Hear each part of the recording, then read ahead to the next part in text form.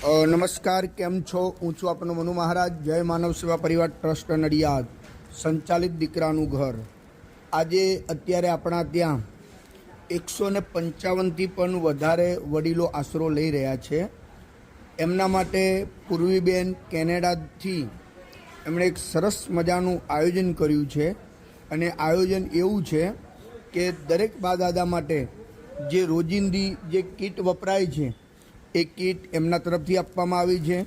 જેમ કે નાવાનો સાબુ છે, કોલગેટ છે, બ્રશ છે, ઉલિયું છે, કાંસકો છે, શેમ્પૂ છે, પાવડર છે, તેમજ જે દૈનિક અંદર જે વસ્તુ વપરાય છે એ દરેક વસ્તુ પૂર્વીબેન તરફથી અર્પણ કરવામાં આવી છે.